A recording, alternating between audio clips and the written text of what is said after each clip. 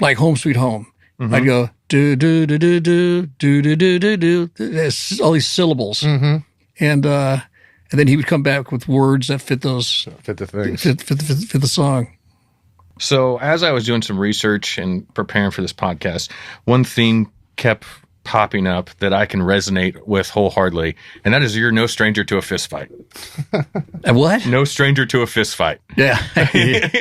Sam's been in a few fights. I've been in a couple of them. That was fun back then, though. I agree. They're a lot of fun. Yeah, somebody say something on stage, whatever, you such and such. You can do it. You could do it back then. I'd jump in the audience and. So April 1981. At you had an opening slot at the Y&T at the Starwood, and you're on stage, and someone spits at you. Yeah. Could you walk me through that incident over the course of the next 48 hours when you played there the next night? Then Y&T came on stage, and the crowd kind of dampered. Since you guys went from being the Outlaws to being the star of the show, kind of there in a 48-hour period. I remember the guy spitting, and I jumped in the crowd. Nikki followed me, and Tommy jumped over his drums, and it was like a brouhaha, And you guys just beat the piss out of the guys? Yeah, we just, fought a little bit, and then security kicked him out, and Show goes on. Yeah, exactly. We finished the set. And then again the next night, you had a bigger crowd. Yeah. That's Awesome. Word of mouth. So what was at that stage, in your guys' careers, 1981, early 1981, did you guys all live together at this point? Well, the manager that we had got us an apartment. It was just a 2-bedroom apartment, and 3 of us lived in there. Okay. And it was me, Nikki, and Tommy. And it was above the Whiskey A Go-Go. And it was cool though, because we would finish a set there, and it'd be sold out. Like it only held like 300 people, but I'd invite everybody back into our apartment, and it was pretty crazy. The door was kicked in so many times by the police that we would take a piece of cardboard and stuff it in to shut it, like to lock it. Now, is that the apartment that got all the stories with killing the cockroaches with aerosol cans and lighters and it was like that? It was a shithole. It was. How long did you live there? A year, I guess. Mm-hmm. Now, at that point in time, you guys were partying full blown. Was cocaine the drug of choice back then? Yeah. Yeah. And just alcohol, cocaine, anything else in the mix at that point in time? Shrooms, maybe? Well, not for me. So Nikki started on his heroin. Yeah. And Tommy was right with him too.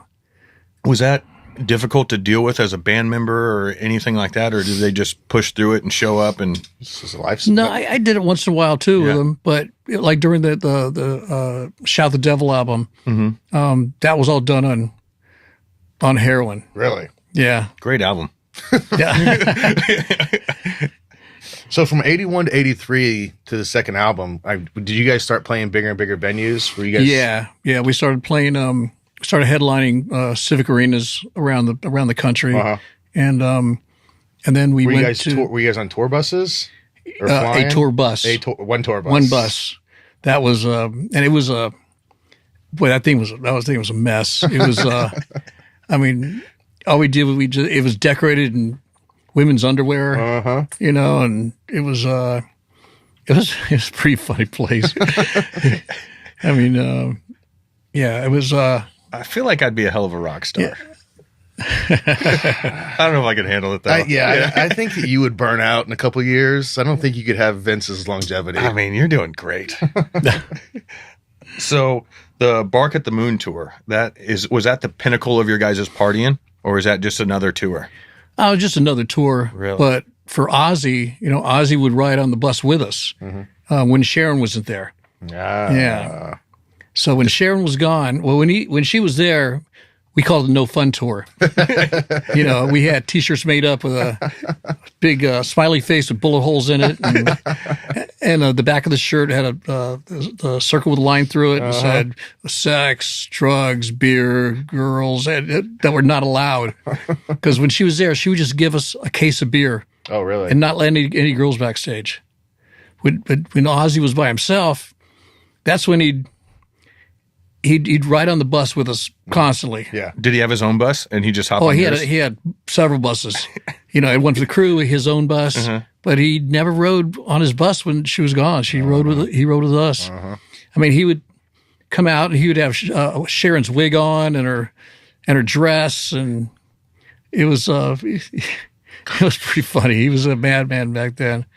I imagine this life, like I can picture this in my head and feel like I'm almost there, right? I imagine this life, it's like, the only thing I can relate it to is maybe like buds, where the instructors and people around you just stretch you so thin to see how far you can go.